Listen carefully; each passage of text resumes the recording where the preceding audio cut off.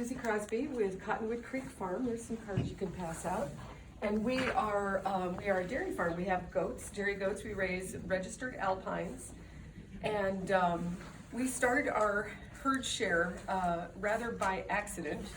I couldn't resist a little goat at the feed store swap, which by the way is the most dangerous place to go in the valley, the feed store swap meet. And a year later she kidded, and then we kept a kid, and a year later they kidded, and pretty soon it's like, we've got a lot of milk. And then I got a call from Stella Lynn, who was the chapter leader of Weston Price in the valley back in the day, and she says, I've got somebody in Anchorage that wants milk with herd share. So we kind of cobbled together a fledgling herd share program, and that gal was with us for 13 years until her kids were grown up and out of the house and they were starting to travel. So during that time, word of mouth really has built our herd share business. We haven't done much advertising. It went from, and as more people wanted dairy products, we would add a goat here and there, and we were up to 6 goats, which is like, that's a lot. And then friends of ours, for those of you that remember Matt and Rhonda Shaw with Cranberry Ridge Farm, left the state and sort of willed us their Anchorage herd share co-op driving group. So yes, our stuff goes to Anchorage, some of it, but we don't personally do the driving, hallelujah for that. And that was the big game changer. And it's like, well, if I'm going to take on some of your herd share people, I'm gonna have to take on some of your goats as you're leaving. So we suddenly doubled the herd. And then there was 1 year where we were almost had too much milk, and it was like struggling to think what to do with all this milk. It was before I learned to make cheese. But after that one hump period, the word of mouth has just really grown our herd share business to where now we have a day that Palmer picks up on Tuesdays, and 3 days that Anchorage comes and picks up, a day that Eagle River comes to pick up, and then 3 days where people just come to our farm to pick up. So I've got a table back here on your left, where the blue cooler is. There are samples if you would like to try some. For those of you that either think you know what goat milk tastes like and think it's awful, which the first time that I tasted goat milk, I was convinced it would be awful. I don't know why I was sure of that, but I tasted it and it was like, wow, this is really good. And since then, we've seen that wow spread over people's faces thousands of times. Goat milk properly cared for is sweet and creamy and delicious. And if you've ever had a memory in your head of goat milk tasting weird or bucky or nasty, or one friend describes it as water off a goat's back, that would be the store-bought variety. Or if somebody does a combination of the following 3 things: let the buck run with the does all year long, don't chill the milk properly, and let it get really old in the fridge, you too could make your milk taste like store-bought. We do none of those things. We are meticulous about clean and cold, my 2 favorite words. Everything's really clean. The jars come back just like jewels. They go through the dishwasher, and then we chill it in ice water immediately as soon as it's milked. And so anyway, the herd share thing has really just grown to where now we've had to cap. We are now milking 20 goats. And we've just had to cap it at that because we just can't handle any more. I don't think we can do justice to our goal with the goats is to make sure every goat knows their name. They all know the word raisins really well. Little raisin jar. That's the goat word for come here quickly. So it's now grown to the point where it seems to keep itself really in balance. About the time somebody says, well, I'm moving out of state, I get a call from somebody else going, can I start with herd share? And the people that have, I would say the biggest rationale with herd share is there's people that want to eat local, which all of us are, I'm sure, aligned in that. People who cannot digest store-bought cow milk, but have no problem at all digesting goat milk. People whose kids are either, moms who for some reason couldn't breastfeed, and whose kids just cannot digest any formula on the market. I've got 4 or 5 moms who would definitely stand right up here in a stack of Bibles and swear to you that goat milk saved their kid's life. And those who like to know they like to know their farm and know their farmer. So that's what we do. And I want to talk to you a little bit about a bill that's in the Senate right now. It's HB 16. It was House Bill 16 last year, passed the House with no opposition, and it is a bill that would expand the definition of herd share rather than limiting to fluid milk only, which is what's technically in writing. It would expand legally to any value-added product with dairy, which would include yogurt, kefir, cheese, ice cream, whatever your imagination could come up with.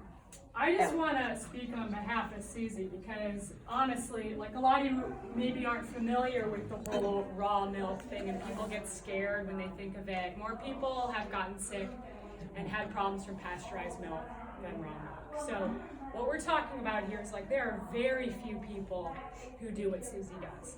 And there is no one that I know in the state who's as committed, as meticulous, and has as clean of a product and cares as much for goats anywhere else. And it's honestly like having Suzy and having Cottonwood Creek Farm and having, what they do is amazing. And as we're talking about ferments, you might not want to take the time to make yogurt, or maybe you do, but get some of her milk and some kefir grains and make kefir. Now, talk about taking care of yourself and your health and your community. I mean, that is like 1 billion bacteria compared to, you can't buy a strain that's going to take care of you probiotic. You need to make the kefir and take the kefir. And it's delicious. And anyway, there's my little Suzy's amazing. Yeah, and I'll second that. And kefir is incredibly easy to make. So once you get the routine of it, it's much easier than yogurt. And the strain with yogurt, you're talking 5 to 7 different strains, maybe, and kefir's like as much as 50. Correct. So it's a huge difference in terms of your gut health. And it tastes really good. And it's super easy to make. I just wanted to ask, just if you could explain herd share again. Is that you own a part of the animal, and therefore you own a part of the milk. So just explain, just like for people that haven't heard the term herd share before. So the herd share it's illegal to technically sell raw milk products in Alaska, but herd share was put in place it was rewritten in 2009. And the verbiage is that anyone who owns a goat or a share of a herd of goats is legally entitled to pay a share of that herd's expenses and drink a share of the milk produced by that herd. So herd share is absolutely the legal loophole to the non-sale. If raw milk was really dangerous, out of the 50 states, it would just be illegal everywhere. But each state's milk laws tend to fall into one of 4 categories. Either completely legal, sell it at will, sell it from the farm or sell it at farmer's market, there's a few states like that, or completely illegal, Hawaii, absolutely can't be sold even for animal purposes. States that allow the sale for animals, which of course, everybody's going, we know, we're not looking, but we know it's being sold for 2-legged animals as well. And then kind of that last category is herd share. And so we're one of 7 herd share states. So you sign an agreement, and it says I sign up to be a share owner of this herd, and then for a monthly fee, because we want to avoid the perception that every time you get milk you're paying money that looks like a sale. You're paying a boarding fee, just like paying rent or paying your fee if you had a storage facility or whatever, boarding your dog or your horse or something. You pay that monthly fee, and then weekly you pick up your products. Does anybody have any questions? Taste the cheese. So I would say, thanks to Sam, I met Suzy, and I do a functional forum. Well, we try to do it monthly, but we're really lax about that. And right now it's been really focused with just health practitioners, and we have the luxury, actually, Suzy came with all of this stuff, and it was Sam and Jody and I. So, it's amazing. I grew up in Wisconsin, so I've eaten a lot of cheese in my life and drank a lot of milk. I have never had goat milk, and it's really good. I had no idea what I was getting into. And Suzy made one thing that I know I told Kristen about right away. She made eggnog goat milk ice cream, and I was like, if you could give me a pint of this every week, I'll pay you whatever. It was amazing. So support HB 16 in the Senate. Yeah. So I would probably, whether you've tried goat milk or not tried it, try a little bit. Like I was kind of like, it's really good. Yeah, So, well, we'll pour some little thank glasses you. for anybody that would be interested in tasting later. I also want to put one thing out there, for those of you that are crop gardeners, you have your gardens. We have this renewable resource that people love to come to our barns and dig up for themselves every spring. It is an infinitely renewable resource. Take as much as you want, make more. And people that use it on their gardens, including ours, it's gardening like never before. So that's open to just give us a call. Awesome. And we have So Suzy's the contact magic information. words that I don't get crazy people coming to our farm and knowing where we live is what regenerative. Regenerative. That's the key word. Be our word. Or say that you met me through Jill. Yeah. All right. Good. Thank you. Thanks. Thank you.